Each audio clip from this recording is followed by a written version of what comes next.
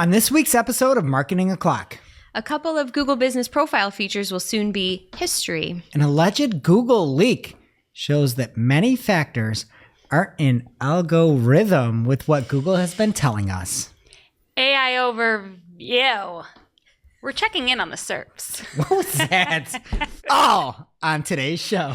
Welcome, you are listening to Marketing O'Clock. Just stay tuned. Digital marketing news, but let's get specific. Digital ads, SEO and analytics, social media and more. Pretty much everything that'll make your website perform. With new shows every Friday. We give you the news with sass and puns and definitely hot takes. Thank you for tuning in.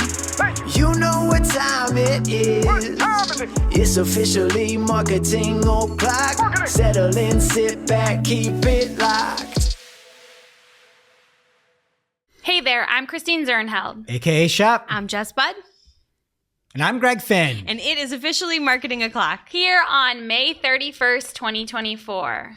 And this week we have some monumental SEO news as there was an alleged search kind of API documentation leak from Google. It's a big deal when we use the word alleged on our marketing podcast. And I'm saying alleged, but all kind of signs point to this being true, which I'll get to. But for all intents and purposes, know that this has not yet been confirmed at recording of this. So Rand Fishkin was tipped off at the time by an unnamed source that had leaked the data of the very robust documentation with 14,000 plus different kind of elements that may or may not go into the search algorithm, let's say. And then he had teamed up with Mike King from iPullRank, and Mike did a fantastic job writing some of this up. But I just want to go first to outline some of the information, kind of where it came from, and then how we got here. So Rand over on SparkToro released this. He had done, and I guess really the biggest thing is I was mesmerized by his glasses in that video. Are these wearable tech? What is? No, they're just very fancy That's glasses. the frames? Yes, I want to know if you think I could pull that off. Okay, so let's explain what we're seeing. Yeah. Yes. They're round frames, very old man style, but then there's a bar across the top that looks like wearable tech to me. It looks It's like, just it looks trendy? like LeVar Burton style, Yes. straight Oh, across. yeah. I was like, do you think I can rock those? I think anyone can rock anything if they put their heart to it. I don't think you would choose to wear these. Okay. So anyway, Rand got this documentation from an anonymous source, and it's apparently about how Google works. Now, Rand went through and really tried to vet this quite well, and it seemed like everything that he was getting back from different Googlers kind of had signs pointing to true, and he went through everything and outlined it and why he went ahead with this post on SparkToro. So apparently there was code that was uploaded to GitHub on March 27th, 2024, and it's all this API documentation around what seemed to be different potential ranking factors. And it was up on GitHub until May 7th, 2024. And it looks like somebody realized there was a mistake made and it was pulled down. And in the repository, there were 2,596 modules and 14,014 different attributes. And the thought is that a Googler or ex-Googler posted it, but tried to do it quietly. It seemed, my guess would be because it was uploaded to GitHub and then taken down, that it was a mistake would be my assumption. Okay. That it was accidentally put public or it should have been private or whatever. But so Rand went live with this post, and there's another site out there that kind of it's almost like a Wayback Machine or just archives everything that's out there called hexdocs.pm. And so this source was sharing this basically, the copy of this. So Rand put the post out, and then all of a sudden this anonymous source outed himself. And I was like, because I thought it was gonna be like a Googler. And hey, just somebody leaked this. Here you go. It's like whistleblower style thing. It's just an SEO practitioner named Irfan Azimi, and their title tag for their site says like the world's #1 SEO consultant. Like that's who found this. So it seemed like Google made a mistake. If this is true, an SEO practitioner found it and shared it with Rand, and Rand amplified it, and Mike King did a great breakdown of it. That makes sense to everybody? Yeah. Yeah. It's okay. Just thinking who I would leak to if I found it. Who would you leak to now? Not Rand. Glenn. Glenn or 100% Barry? Glenn. No, Glenn. Okay. Barry just be like, hey, he'd report that you contacted him. Be like, breaking. Yeah. Check contact. So maybe I want that. Yeah, I don't know. Barry would be great. Anyway, it was big news. It made it like onto The Verge, and The Verge reached out to Google, and Google has not responded to the comment regarding the documents, including a direct request to refute their legitimacy. And Fishkin told The Verge in an email that the company has not disputed the veracity of the leak, but that an employee asked him to change some language in the post regarding how an event was characterized. So again, seems like there could be some weight behind this, though we're not saying this is a fact. Some other sites out there, SCJ, are saying it's like not real. And it's like, it seems usually if there's something fake, Google comes out and is pretty like adamant that this is like fake. And then the most important thing before we get into this is the documentation does not show anything like the weighting of it, like how much one of these factors is weighted. So there could be all these factors. There could be a weight of like null, where it's there, it's being tracked, but it's not actually part of the algo. Does that make sense? Yeah, I'm kind of bored now. Okay. Okay, hurry up. You sound like Barry Shores. She's Team Page. Doesn't care. He's always like, hey, you're talking too much. Everything. I thought it was no, not bored with the story. I'm just saying I feel like it's not that juicy now that we don't have the weights. Well, it is know? juicy because of what Google has said in the past. Okay. Okay. And so Rand in his documentation had a bunch of kind of Googlers on record saying like things like Gary Yesh said, dwell time, CTR, whatever Fishkin's new theory is, those are generally made up crap. Search is more simple than people think. And Matt Cutts saying something like there's no Chrome data, all these different things. So people have asked if like click-through rate and all these things are potential, elements within the algorithm, and Google's really like refuted them. I would say strongly. I think that's fair to say. Mm-hmm. So Rand breaks it down. It's a pretty like emotional article. Barry and I talked about it, and it's new this week. And then Mike King did a fantastic breakdown over on iPullRank and really took a look at some of the kind of like hypocrisy of what some of the Googlers have said versus what this alleged documents outline. So one thing would be Gary from Google had said, we don't really have an overall domain authority. A text link with anchor text is better though. Well, there's an element called site authority, which would be very similar to what you would consider domain authority. And obviously we've seen this, like we know that. And I've been saying for a billion years, don't ever listen to them. Use your brain. What would you do if you're a search engine? Would you look at how many people are clicking on a link in position 5 over position 3? If more people are doing that, that's probably going to be a good signal. Have I not said that repeatedly? How many times you've heard me say that, Joss? Millions. Okay. Yeah. So anyway, then Mike highlights something about, again, Gary saying that dwell time, CTR, those are made up crap. Well, there are attributes called bad clicks, good clicks, last longest clicks, unsquashed clicks, all these things about clicks, which appear to be from the SERPs. So again, if true, that kind of like CTR stuff is refuted. John Mueller, at one point it said that there is no sandbox, which would be kind of like a holding cell for new sites. That's not a great analogy, but just so that you can't just set something up that's new, spam, and then rank immediately. And John had said no. And then there was a documentation for an attribute called host age that is used specifically to, quote, sandbox fresh spam in serving time, end quote. So again, that would refute that. Another thing that John Mueller had said before from Webmaster Hangouts is that he doesn't think they use anything from Chrome from ranking. The only thing that happens with Chrome is for the page experience report. Well, there is in the documentation, site level Chrome views, and it looks like there might be some evidence that it could help show what those site links are based off of what people are viewing on Chrome, which again, makes sense to me. But Google has publicly said some of these things, and these are kind of being refuted. They also said that EEAT is not a ranking factor. Obviously, there is some author-based items and things like that in here as well.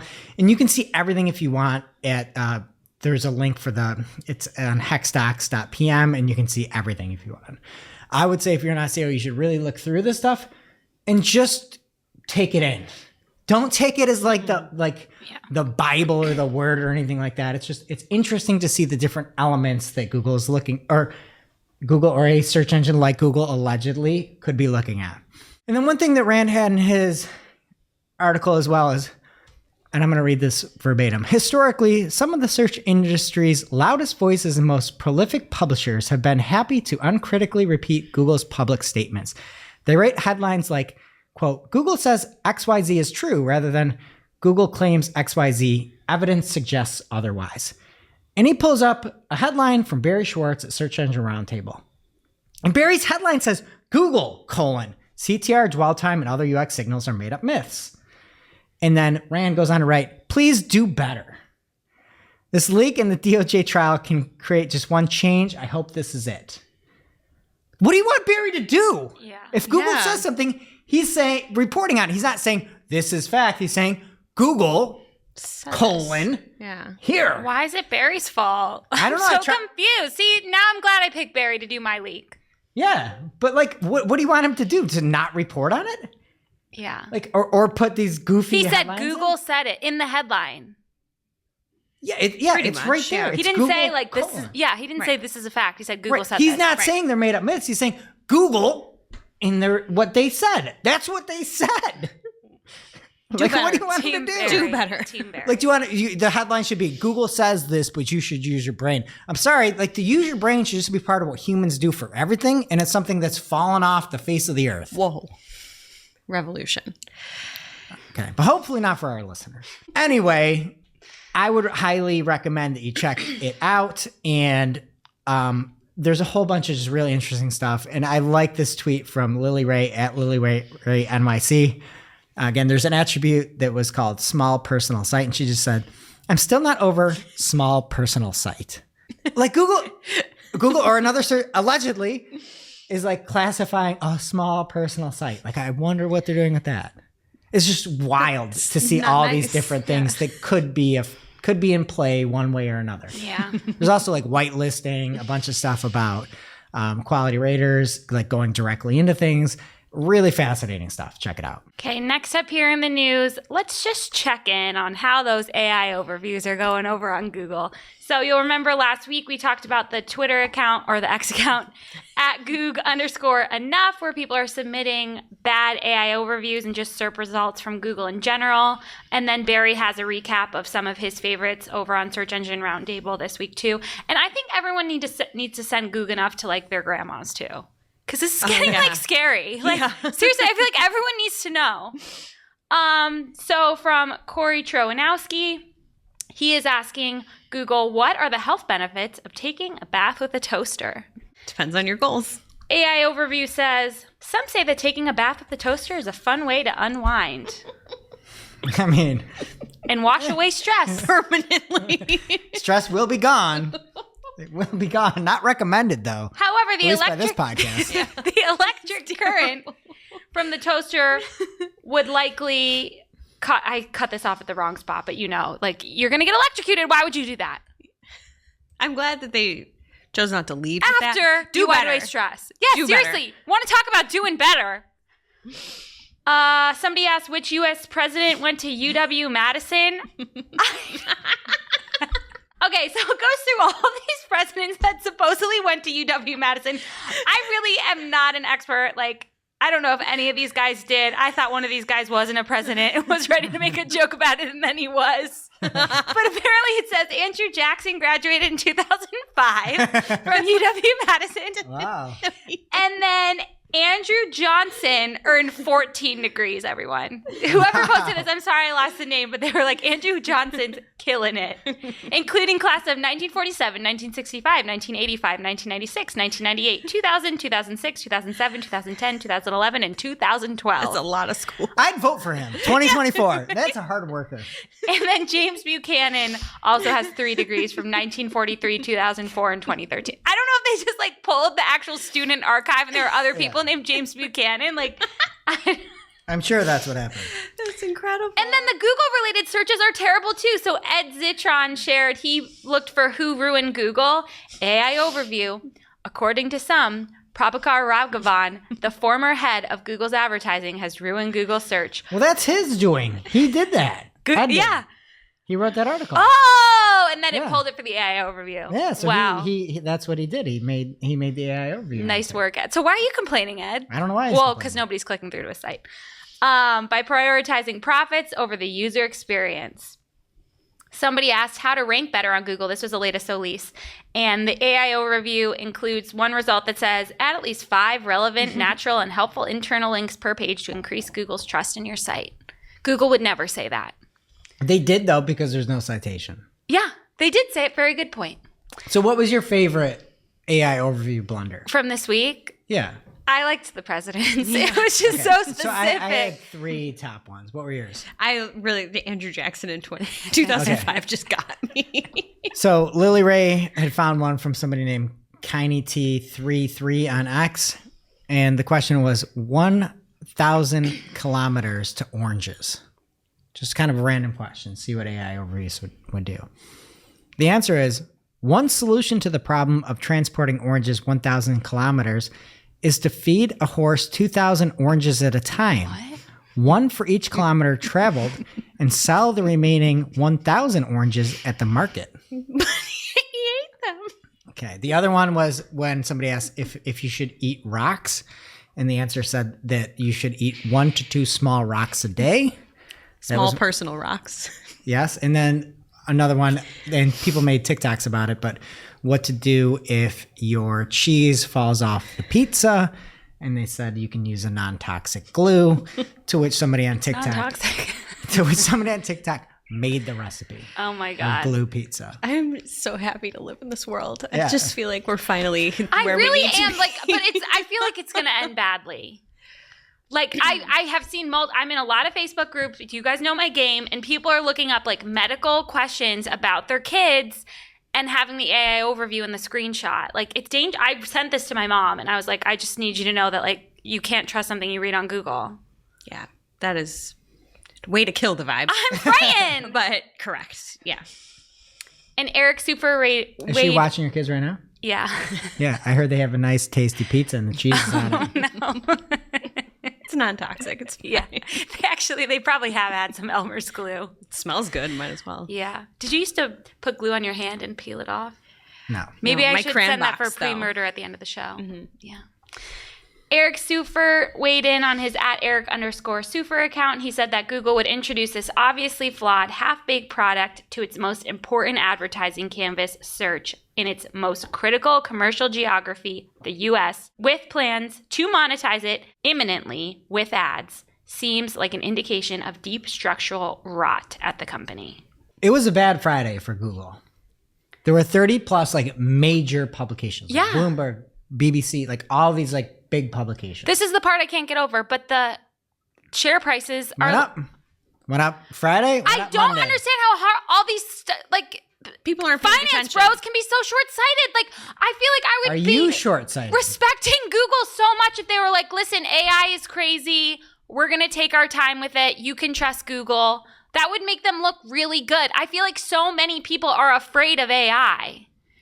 Yeah, to me, I think they really missed the mark with the greed. I've talked about this on It's New. All these things could be taken care of with citations. If you see, you can use non-toxic glue to be on there, and you click off and it goes to an S post over on Reddit. You're like, oh, these are joking. This is a thread of, you can glue it, you can staple it, you can use string to keep it, like, you'd understand that. But now it's taking and trying to say, like, these are facts, right? And we saw like just 2 weeks ago, AI overviews were called AI answers. And I gave it crap for that. They're trying to answer this stuff. And you hear all this like, oh, we're prioritizing traffic to publishers. You are not. And by just linking to the Andrew Johnsons on the year, like Perplexity.ai would, it would get rid of all the confusion. Mm-hmm. And I also talked about this on It's New, but like maybe it needs to be a lawsuit. Like who was the first Muslim US president? And it says Barack Obama. Maybe you need to have a lawsuit and be like, hey, you are giving bad information about my name. I don't know. I feel like something bad's going to happen and it will be a lawsuit. Yeah. And then the other thing I'd say is like a lot of these examples seem like they were like fabricated. Like somebody went in and just changed the answer. Like somebody said like, what do you do if you're depressed? And the answer is like jump off the Golden Gate Bridge. I think that's fake. And then a bunch of people like redacted some of their statements and stuff like that. But no, I don't know. I think all this would be taken care of if you could click the glue, go to Reddit and see that it was, you know, Trollster69 that made that comment and be like, oh, okay, I'm not going to look at that one. I'm going to look at the other one that says you should cook it at 300 or something. Yeah. Yeah. Or just have it as an option you'd have to click on or something so it's not so in your face. Well, that's the issue. It looks so authoritative. But with this, they are trying to answer things. And we saw 3 different versions of the citations. And this is the worst one of the citations. There were, like, you look at Perplexity, there's number. You go to Bing, you look at Copilot. There are numbers next to any of that information if you want more. Google does not have that. And I think it is sheer greed from them wanting people to stay on the site and not go off to publishers. It's just crazy to me. What else is happening? This is like so nothing compared to everything else, but it might impact you if you have a Google business profile. So listen up. Google's deprecating a couple features that it claims have relatively low usage. That is call history reports and chat and messaging features, again, for Google business profiles. So to reiterate, this is to make room for higher impact features for merchants. It's not due to privacy issues or concerns. These features apparently have very low usage, so they're just not going to support them anymore. That was my first thought, too, when I heard about this, was that it was a privacy thing, right? Disagree. The Joe Schmo. Ginny spoke otherwise, but this was originally in paid. Now I don't have to cover it. But the Joe Schmo treated this screenshot of business profile call history is going away, and he just said, WTF, why? And Ginny responded with like a very formal answer. But like, I love that. That's what, she's the one that said that they have low usage and they're prioritizing higher impact so what's features. it to them if they keep it then? But that's what it's got to be privacy. They just don't want to say it. Well, I've made this joke already this week, but if Google says something, we know that they're telling the truth. Yeah. Should we be doing better as we report this story? I guess I should do better. No, I like, why wouldn't you? You have a small business. Mm-hmm. I don't know how active you are at looking at the marketing of it. Are you active in that? No. Okay. Yeah. But that's something you could look at and be like, hey, how many people called via the Google business profile? Sure. And you can still see some reporting on call. You can't see the history though. So you'll be able to see engagement metrics, direction requests, things like that. You will be able to receive calls. You just won't be able to see the call history, and you will not be able to see the chat history or chat at all. Chat's going away on the 31st. Chat is going away on July 31st. Yeah. On the 15th, starting on July 15th, you won't be able to initiate new chats, but you can wrap up existing ones. And then everything is going away on July 31st, including that call history. But you can, for now, download the reports. They have Google Takeout, which I've never heard of before. But there's links. If you have a Google business profile that you have access to, you got an email with links to this. So you can export that history now if you want it. But it's going away. See ya. Privacy. That's why. It's gotta be. Privacy. Makes They sense. say it. And now for this week's Cool tool. As a reminder, our Cool Tool segment is not an official endorsement or paid mention. We're simply sharing something we found in our travels that may be of use to our listeners. And is really, really cool. This week's Cool Tool gives insights on the aforementioned Google Leaks for all you SEO geeks. It is the Google Leak reporting tool from WordLift. Co-founder and CEO Andrea Volpini at CyberCandy tweeted this week that I absolutely love the SEO community because we often collaborate like one global team. Following what might be the biggest leak shared by at Randfish and at iPullRank, clap clap, I teamed up with at ValeIso86 to develop an AI-driven reporting tool and then shared a link to the tool. So you can ask it about a ranking factor or feature in Google, and it will analyze and contextualize the data and descriptions from those leaked documents, provide some insights and interpretations about how things might work. Nothing's confirmed, but it's really just meant to help you understand potential ranking factors and features that Google employs. So yes, it's leveraging AI. Yes, we know the data might be ambiguous, but they've got a whole blog post explaining what it is, what it isn't, if you want more specifics. But I say, why not give it a try? Play around, see what you can learn from it, and use your human brain to do more with it. So again, that is the Google Leak reporting tool from WordLift. As always, we'll have the link in our newsletter as well as on Discord. That's newsletter.and community.marketingoclock.com respectively. So pick your poison and check it out. Now it's time for this week's Take of the Week. This is a #fire digital marketing take with extra spice served up for you. We simply deliver the take for your consumption. We give no opinions. We don't influence. You make the call. This week's Take of the Week comes from Sam Tomlinson at DigitalSamIam on X, Twitter. And Sam says, honestly, the more I go through these documents, the more I keep coming back to a single point. Why does anyone care? Of course, Google wasn't honest about the exact inputs, processes, and data used by the system that made them a $1 trillion company. Of course, data thrown off by Chrome, clicks, and probably other Google products are used in creating search results.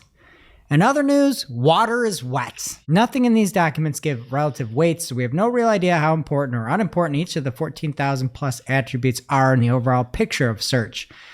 Everything that's been groundbreaking is stuff that anyone who does marketing would probably tell you. And then he breaks down 4 different things.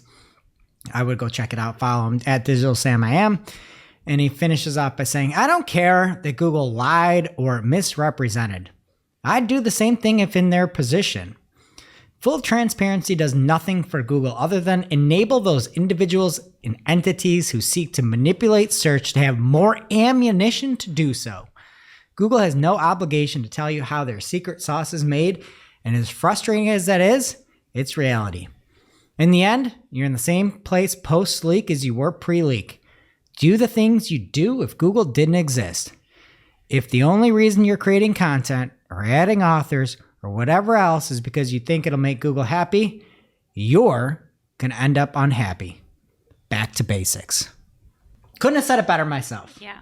Well, maybe I did when I said I'm bored. Just kidding. You said it a lot better. Thanks, Sam. Now it's time for this week's Pew Pew Lightning Round. At this point in the show, we split up our content into 3 parts: paid, organic, and social.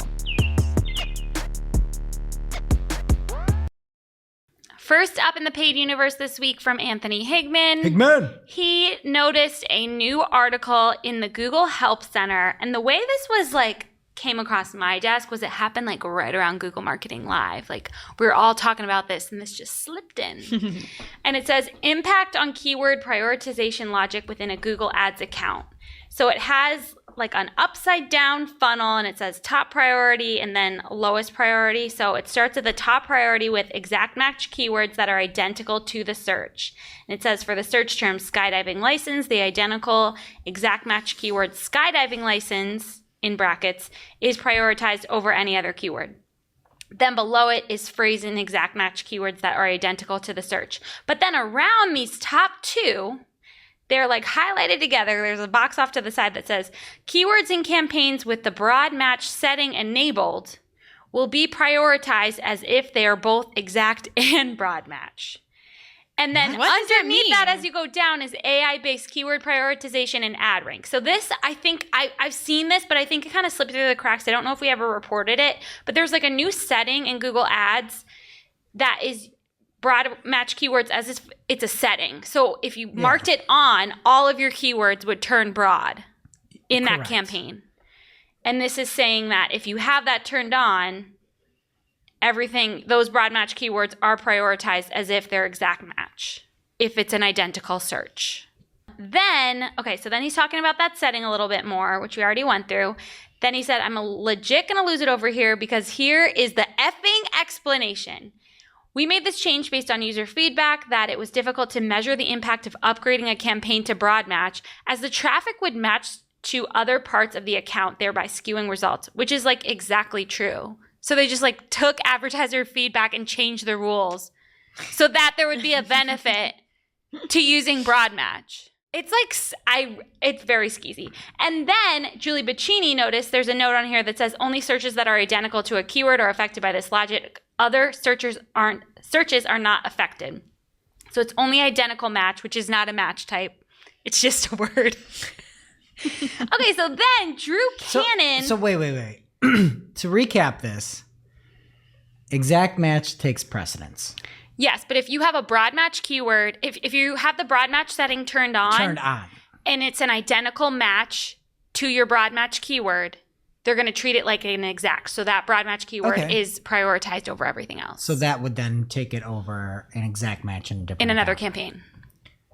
But if you don't have the broad match setting turned on and you have a broad match campaign and it matches the broad match term exactly, your exact match in a different campaign takes precedence because it's exact match. Is that the gist of it? So then there's another thing that Drew Cannon found. I know that one though, but that shouldn't pertain to this. Okay, that was my question.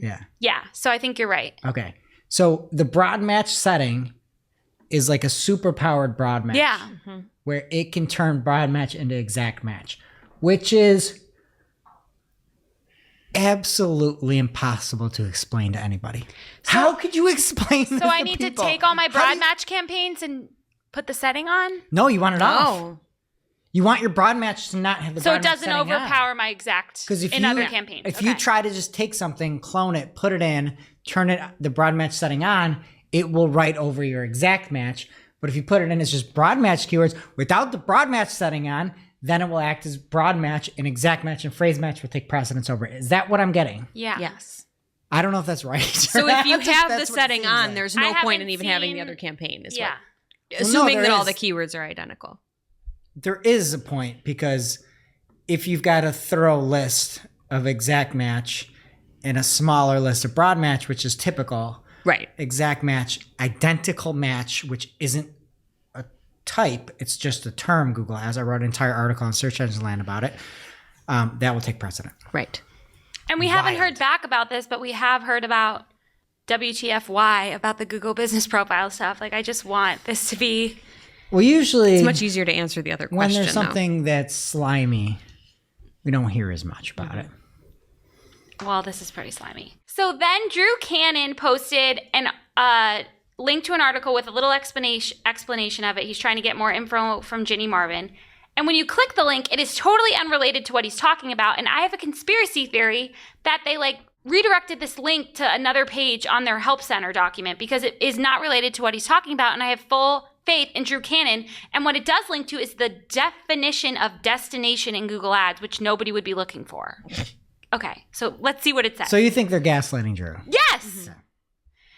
So, this is an article with a very confusing explanation about keywords, about skydiving again, but I think Drew does a better job explaining it, so I'm just going to read what he says. Honestly, you will lose brain cells trying to read this article. I read it 5 times before I understood. He said, am I reading this right? Basically not putting enough money on my limited by budget campaign in Google Ads. The systems described in this page is basically negated, and it reverts back to PMAX and broad. So it's saying if you have a keyword with exact or phrase match type and it's in a campaign that is limited by budget, your identical match rules are not prioritizing the exact match anymore because it's limited by budget. So it could go to broad. But Jenny replied, you said? Yes, and confirmed this. So it is kind of related. You don't think you linked to this article originally? No, I mean, they're two different so what Anthony was saying was about the fact that the broad match setting turned on immediately turns it into an exact match. The article that Drew was referencing you have one campaign that is limited by budget and is being turned off. And so if you have an exact match campaign that is limited by budget, is basically turned off, then you can still show for broad match and PMAX. And that actually makes a ton of sense to me, right? Like, you don't have any budget here. You still have budget there. Like, it's not going to not show for those terms. So it's when the budget is out for the day. But if it was like earlier in the day when it's limited by budget, but that's what my question Right. is. That's the hard part, right? Yeah. And in actuality, if you've got those exact match campaigns and they're performing well and you can see those terms, you know what you're going for, you should probably give it more budget, is probably that. But Yeah. the Or nice, Google could keep saying it's limited. I actually even when like you this. raise it. I actually like it. Like, if you're out of budget and you still have budget in the other one, good, show in the other one. Yeah. If it matches, it matches. Like, that's a you problem. It's not a Google problem. The other thing that Anthony said is groundbreaking to me, that weird setting changes the way that matching has ever worked. Changes the prioritization. That is, Yeah. now the broad match setting is different than a broad match keyword. It is, how could anybody learn Google Ads? You couldn't. Okay, so I also really liked his response to this. I don't know if you saw, Greg, but he tagged you and he said, this must be that pair and pay thing or whatever it's called, which I like so much more than. The power pair. Also, Tables, shout out. That clip was the best clip we've ever had, the power pair. I meant to retweet it again this week and share it on LinkedIn. I haven't retweeted it yet. Amazing job, Tables. So good. The power pair. Power pair. But I really like pair and pay. Okay, this one's a little easier to wrap your head around. From X News at X Daily, X has removed the ability to block, mute, and follow accounts from ads in the latest iOS update. Probably because everyone was blocking these like really weird household item ads that I'm getting, but now you can't do it anymore. And finally here, this is just fun. Barry Shorts tweeted a picture of Google logo shaped cookies and it said, ICYMI fancy Google cookies. Do better, Barry. And Anthony Hickman replied and said, you think they will still have cookies next year? Bum. Hickman. What's happening in organic? All right, first up from my boy Neil Mohan over on YouTube. They're making it easier to find content you're interested in with an update. So they're going to begin showing search results based on segments within long form video. So it'll kick you over to those chapters that you're talking about. I love this. And they said that it'll see the red progress bar will show you where you are, and it'll start to play right from that point. Use chapters, people. Like, that's the biggest takeaway from here.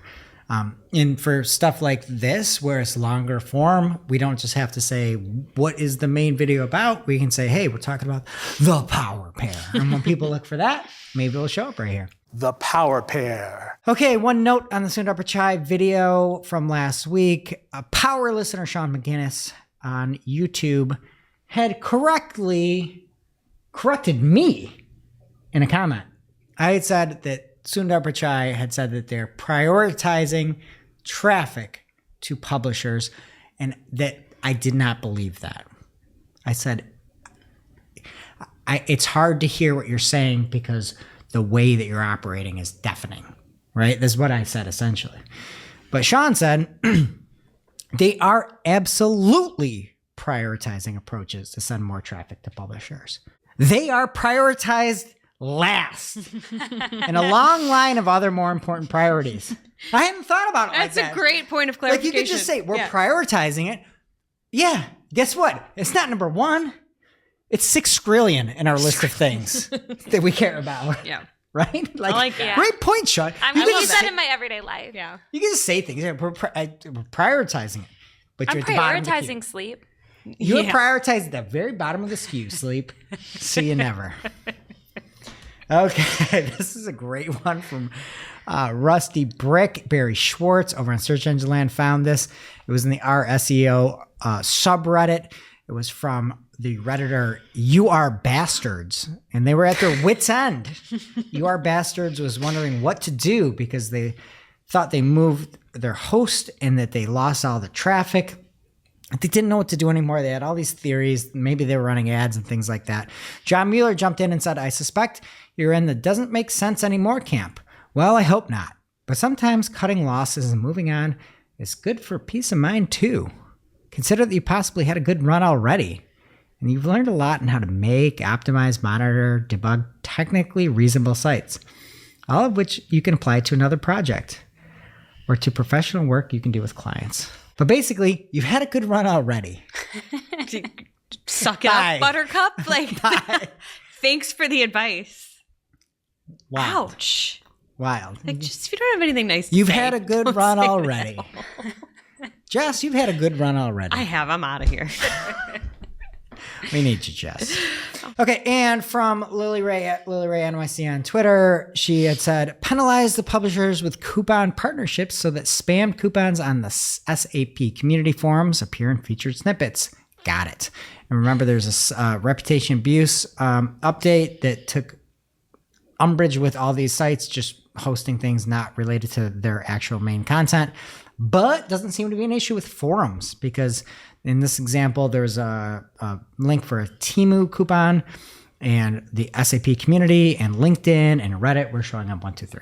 So if you're trying to do coupon spam, use the forums. Google loves forums. Yep. All right. And from Search Engine Roundtable by way of Mike Hardiker on X, he is Mountain Weekly News there. He was going after people that were stealing his images and saw a new feature about seeing exact matches to an image. And so Barry went through and grabbed a photo that he took from the Google NYC office. He could find that exact matches. And then Google goes through and gives all the instances of people using that said photo, which is really cool. That is so cool. If you had something out there and you want to see who else was using it, you can do that. Maybe you want to go get attribution, the link or whatever, go do it that way. All right, and some Google Analytics news. Real-time reports adds users in the last 5 minutes for GA4. You can see how many people came in the last 5 minutes.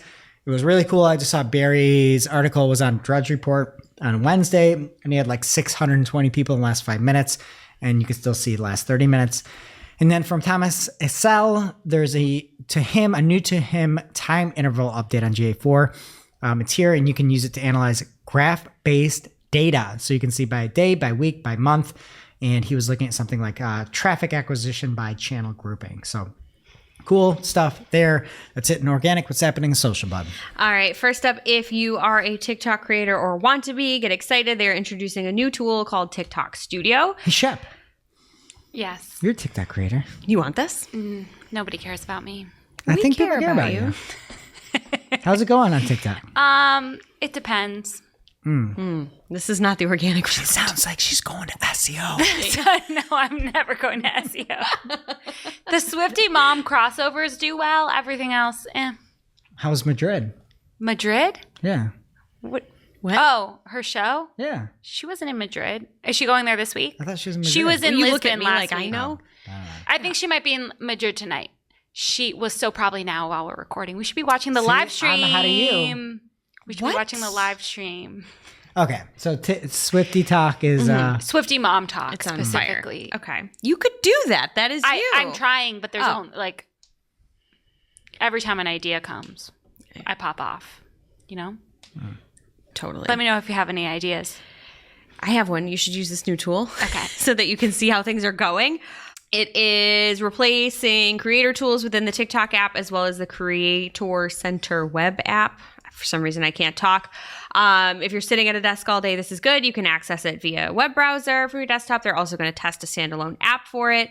The studio will feature creation tools as well as reporting and analytics features all in one place. So you can see how well your posts are doing. And I'm sure they're doing great. I would share them and retweet them, but I'm not on the platform. That is the good TikTok news. The bad is that Nebraska is simply not having it. According to CBS News, they have sued Nebraska, the state, has sued TikTok for allegedly targeting minors with addictive design and fueling a youth mental health crisis. Can I be the lawyer for TikTok quick? Yeah, go for it. Bring your charges. You are showing, I'm going to play the state's attorney general because this is what he said. You are showing inappropriate content ranging from videos that encourage suicidal ideation and fuel depression, drive body image issues, Well, that's encourage not eating addictive disorders. design. I didn't read the article. And How is it addictive design? I think it's and addictive They're the targeting minors with addictive design design, shows that. but they're showing bad So content. my response would be, well, we put everything in parts, so you can't even like watch stuff. We make it impossible for people to consume You're parts. being delivered parts. Nobody else sees this many parts. I don't know how to get out of parts. How do you get out of parts? I don't know. Don't follow Risa Tiza. What does that mean? She is the queen of parts. Are you in this lawsuit for your TikToks? Your mom No. talks? Okay. No, because she's not perpetuating negative things. I don't She have a would following never. on Rails, so I need TikTok. Shep is huge in Nebraska, and it's positive, body positive only. Yeah. Anyway, they're saying that wildly inappropriate for youth content is being force fed to the youth. Basically, So, like, I'm sorry. if you're a parent, don't let your kids watch it. Yeah. TikTok is calling it an industry wide concern and saying they're doing things about it. I'm taking no sides here, but You could also parent. right. That's a thing too. Yeah, I don't know what they could do besides ask people's age when they sign up, which they already do. So Yeah. I don't know. Here's something cool that they're doing, though. Back to good things for the creators. It's a small change, but they're adding a small addition. They're adding a floating player on desktop so that you can leave the tab and still watch a TikTok video, which if they're moving into longer form is kind of cool. very nice. I want it on the TV. There you go. It will save marriages. Hey, I've got an idea for you. Okay. You should make a Taylor Swift song about each team that her hubby's playing this year. Okay, I could use one Are of they those married? AI They're not tools. married. I thought so. What? No, they're not married. Engaged, I They're guess. rumored. They're engaged? No, it's rumored to be. Do they get coming engaged soon. in Madrid? No. I don't know. She's there now, so it's too soon to say. So would you like her as much if you were like, what is it called when you're not a Swiftie, you're a Kelsey? She's playing the Kelsey. Bills. Kelsey. What does that mean? Taylor Kelsey. Are you asking if I would like her more or less? No, what if is got it? She Oh, would not sorry. change her name if she married anyone. Really? She might Don't you legally, but not. Yeah, like her on- stage name yeah. is Swift. Yeah, She can't just change that. Maybe he'd be Travis Taylor. That's pretty good. that's her first name. Oh, that'd be cool too. I didn't even catch Travis that. Swift is actually good. yeah, Travis yeah, Swift. real fast on the Yeah. field, Yeah, on the ice. I don't know. So what was the question? Yeah, you answered it. Okay. I'm going to the concert in Toronto, and then she Oh. plays the Bills the next week. People think she'll be at the Bills game. Are you going to go to the Bills game too? You have that jacket that you bought for the last one. Yeah, you're right. So I should. You should just go and reuse it. Yeah. You can't just wear it once. She's still kicking herself about not coming to your wedding. I was there. All right. Instagram is apparently testing a new early access menu that would allow users the ability to access experimental features in the app. This was spotted by Alessandro Paluzzi, and Andrew Hutchinson was talking about it. He speculated it'll probably be part of the paid meta verified experience if it does roll out, but we don't know. All Where's that guy been speculation. at? Who? Alexander Paluzzi. Alessandro Paluzzi? Sandro, isn't it? He's been around. He never left. Yeah. You're just not paying attention to social. He spots things. No, I am on X. Is he not on X? Oh, maybe I'm. No, I'm following him. Yeah. He's around. Shadow banned. He got shadow banned. I gotta add notifications to him. There we go.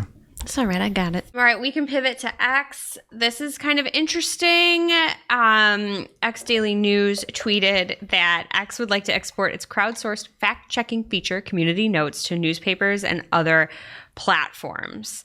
Interesting move. A lot of people have things to say in the comments on this one. If they were to actually, I don't know how you would do that, but have Community Notes features available for others to leverage. I feel like some platforms would probably not want that. Some people would be for it. One of the people said in the comments that if newspapers needed this, they've already failed because there's already supposed to be unbiased. But I want this for AI overviews. It should be an extension. Make it. Nobody's gonna put it on their site. Make an extension. It's not a bad idea. You just got to get people to participate. But yeah, AI overviews could use it. That's for sure. And that brings us to our real life segment, straight out of our accounts and into your ear holes. It's time for Working Hard or Hardly Working, where we talk about what's going on in our IRL work, good, bad, or otherwise. I just think of all the dumb things that Google makes up, like broad match mode or whatever. Could they not have a B2B mode that would calculate the budget based on the working days in the month and like automatically adjust ad schedules for Memorial Day, stuff like that? No, because they don't care about advertisers. Well, would that let them spend more money or less money for you? I would set a budget and I would think about if it could spend this much in 22.5 business days or whatever it is for May. It depends. Depends on the month. But no, because they hate I advertisers. really think she's going to be an SEO. Yeah. No way. No way. No way, because she's a good marketer and she's using her human brain and she's thinking about these things and doing them manually. So this is a feature request. There's a lot of it depends coming up with me. Oh, that's why. I didn't get that. Okay. What's yours, Jess? I don't know. It depends. Account setup on any platform is just so hard. And I appreciate patient clients who will do a screen share. And then I think that they appreciate us that will do that too. But why is it so hard to get an account set up on a platform and grant somebody access that's not part of your organization? Why? I'm talking to all of y'all platforms. No one's good. No one's easy. Hardly working. Be the change you want to see, Greg. All right. And for me, we were running through, it's always hard to know like what bid adjustments actually work for what campaign type and what like I mobile feel like desktop. I've got it memorized. Okay. So fun fact. But your fun fact is new to me. It's new. Yeah. Yes. So for shopping campaigns, we were going after an audience segment and trying to basically remove current customers from there. So we did an observation, and with the observation, we want to know if the bid adjustment minus 90, which is the max you can do, would basically negate the ads from showing to current customers. We looked up the documentation. It said the minus 90 would not be applied to the shopping campaigns. I probably shouldn't say this because they're going to change it and my life's going to be ruined. But we put the minus 90 on just to test it, and our spend dropped for that audience. And it's still happening this week. Correct. That's amazing. So just because you see something in the documentation doesn't mean that that's the case. It's almost like not everything that Google says is the 100% truth, although who knows? Do better. Now it's time for this week's ICYMI. ICYMI people. This is something you just might not have seen. Maybe something that you overlooked, but you shouldn't have. ICYMI people, there's a new article on PPC Hero by Chester Yang called Who Needs YouTube? Netflix Ads, the video ads game changer. Love the title. And this just goes through all of the pros and cons of Netflix ads and all the pros and cons of YouTube ads. But the real ICYMI is Netflix is much more accessible now for advertisers like you and me. So you should definitely check it out for the video game. Thank you, Chester. Now it's time for our must-read marketing article of the week. An article so advanced, so in-depth, so detailed that we simply cannot cover it in its entirety on today's show. And this week's must-read marketing article of the week comes from the one, the only Glenn Gabe at Glenn Gabe on Twitter X. And it's really over on G Squared Interactive, gsqi.com. He has finally the most exhaustive article, his post about the Google March 2024 Core Update case study, a tale of 4 tremors, reversal, and a great example of the counterbalancing of systems. That's a great title. If you're an SEO like Shep, running around saying it depends all day long, you will love this article. It talks about site background information, setup, and more. It has a ton of examples of people that were hit, what happened to them, some of the misleading traffic flow before the algorithm hits. The most examples you could ever want. And this was like one of the biggest updates in a long time. And he has the most information on this. So I would implore you to check it out. He talks about bringing the popcorn out once the update gets there. Anything that you need to know, he has covered in the best-in-class article in the industry here. So check it out, gsqi.com, and make sure you go follow Glenn on LinkedIn, Twitter, and anywhere else. The go-to on algo updates. Thank you, Glenn. And now on to our playlist of curated songs to work to. You can head over to playlist.marketingoclock.com to listen to Marketing a Playlist. Greg, what will you be adding this week? Lupe Fiasco, Daydreaming. I'm going to add The Black Dog by Taylor Swift. I think you guys would like it. Taylor who? Kelsey. Greg, what will you be adding? Lupe Fiasco, Daydreaming. I'm sorry. I don't know what to tell you. What are you doing over here? Daydreaming? Yes. Jess, what will you be adding? Fiction, Dreams, and Digital by Orgy. What? All right, that does it for today's show. It is now officially not Marketing O'Clock. Thanks for listening. We miss you already. And can't wait to see you next week. Thanks for listening to Marketing O'Clock. If you're looking for more information on today's topics, head over to marketingoclock.com/newsletter to receive every single article we covered. We share the news as it breaks in our Discord community. Head over to community.marketingoclock.com to join. Welcome to this week's Shootin' the Heck. We're after our famous Friday news show. We don't talk about marketing anymore. We just Shoot the heck. And we're back at it with more pre-murder tendencies. And I would like to say, I feel like your note of your pre-murder tendencies, Greg Finn, Is pre-murder. is pre-murder. Yes, I agree. I'm trying not to spy. I stole this from somebody. Who That gave me looks this like a paper? You? manifesto. Piece of paper? Did you give me this paper? Yes. That doesn't look like my paper. Yes. It does look. It looks like I'm just crossing names off. Like, Yeah. what is that movie? Billy Madison. Oh, yeah. Steve Buscemi's Yep. character. I forgot about that. I would like to go last to see how weird everyone's feeling. So I think, Greg, you seem ready to share. I'm gonna go with just a less gross one, but my meals in general. I eat like an inmate. I eat like I've committed murder. I feel like today. What did I had? I had pizza that was a week old that was in the office fridge. The day before, I didn't eat because I didn't have time. I eat ramen, right? When I'm here, I eat ramen all the time. With Cheetos on top. With Cheetos on top. And then when I'm in a restaurant, I eat bean soup because I bought like a case of bean soup and I have like just bean. It's just Is it black just a beans. can of beans? What makes it soup? That you don't drain them? I think it's got liquid, more liquid than usual. So it's labeled as bean soup. Yeah, black bean soup. Oh.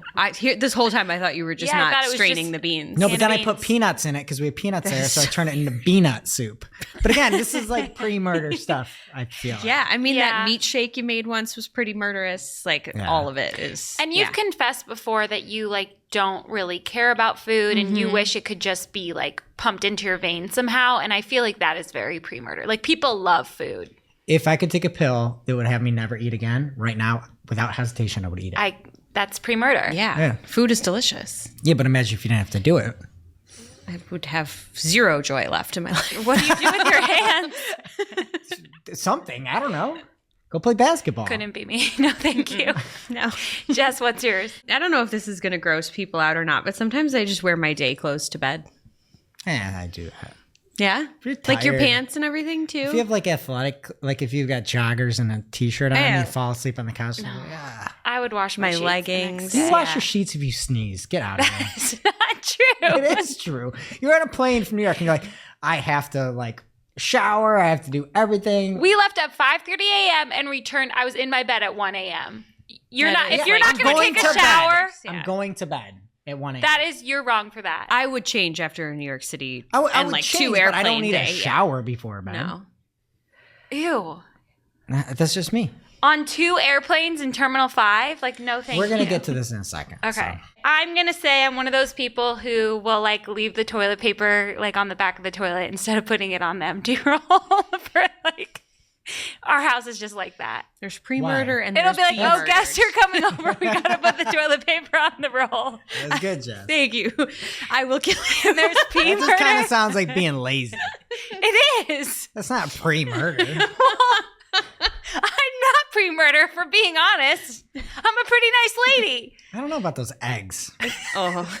Okay, so next one of mine is just the amount of pre-workout that I take on average. I take pre-workout before I go to coach a girls' Yeah. U10 soccer game because I need to get up for it. Are you on it right now? I am not right now. But like I'll take pre-workout like multiple times a day. which Is is that good for your heart? Are you going to be all right? Probably not. Probably not. Yeah. I haven't had any today. A lot of coffee though. Same thing. But no, I just a lot of pre-workout. I love Have it. we talked about Gypsy Rose Blanchard's prison monster recipe? Yes. You should try it. Report back. We've talked about my neuroses at the gas pump, right? Where the numbers have to be even and all that. I have a similar thing with certain fruits and vegetables. Like if I'm slicing cucumbers, it has to be an even number of cuts. That's nuts. But then there's like an odd number of pieces, so I have to cut the last piece in half. Like blueberries can only come in twos, cherry tomatoes can only come in twos. Like anytime I'm making a salad, everyone gets even vegetables. I'm nothing like you.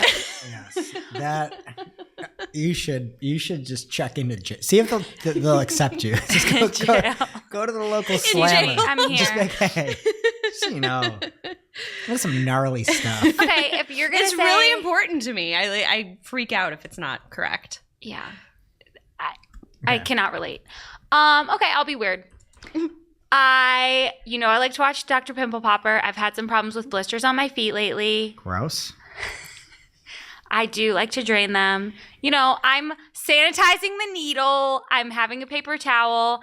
And then they get all dried out, and it's nice to like pull the dead skin off, too. I think that's normal. Yeah, that's like peeling sunburn, right? Who can sit there and not drain a blister? If you sit there and you let a blister go away, My mom tried to tell me to put Band-Aids on it. no, You're supposed it's to let air get. I don't know. you are pre-murder's ripping the skin off and letting everything go. See, Really. You're doing the right thing. No, That's like you're being That's what the sewing kit is for. a savvy medical professional. Okay. No. I learned from the best. I don't know. I think it's gross. The peeling of the skin, I get. but Here's the my popping. gross one. You're gonna die. For number 2s, Stop. I'm already done. enjoy public bathrooms. No. Enjoy?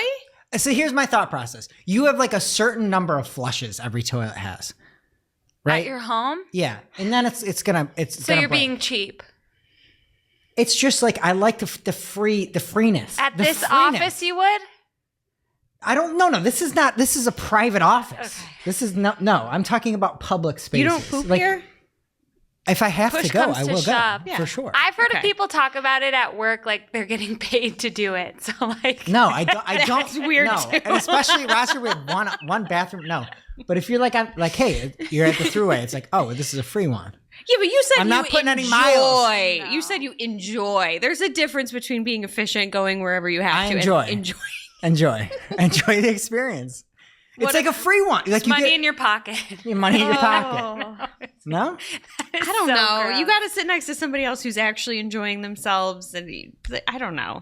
I But sometimes will you have a go good where I have to experience. go, Like, but I well, don't enjoy it. Especially men, like a woman could kind of sneak in there, none the wiser if you're not too smelly. If you're a man and you go into the stall, like Yeah. I cannot get over that in my mind that like that's how men's bathroom culture is. That's Yeah. true. It's upsetting to me. Because you're peeing at the urinal. Yeah. You're not peeing in the stall. You're making a choice. Wow. Yeah. I never thought about that. We No, do I get enjoy away it. with murder. enjoy it. You guys do it all the time. You're sitting on seats anyway. It's not that gross. Yeah, but we don't enjoy it. Yeah. It's fine. I would It's a free rather flush. go in the comfort of my own home. Money in your pocket. All right. I will go wherever, but I'm not going to enjoy any of it. What's your next, Jess? We could talk about eggs again. When I use eggs, I have to take them from Want to use eggs? when I've got like a batch of, what do you call it, a dozen eggs, I have to take them from like diagonal opposite corners and work my way to the middle. You're making like art. in your Yeah. brain. So Yeah, did I you like have it. thoughts on my egg strategy last week about where they were taken out of the box? Well, I don't like that you put them back Like in. I was on either end though. That's what I'm saying. But then Okay. opposite corners because it balances it out. I think that's great. Mine was not balanced. It's the only way. Okay, no, It was no, just like whatever's in the front. No, No, I take it- them out of no, one no. side, It and must be sometimes you balanced. just cut the little carton, Oh, I've never done that. and then you have like a little mini carton in there. So smart. Well, that was an excellent way to wrap up the show, and we'll see you next week. You know what time it is. It's officially marketing o'clock. Settle in, sit back, keep it live.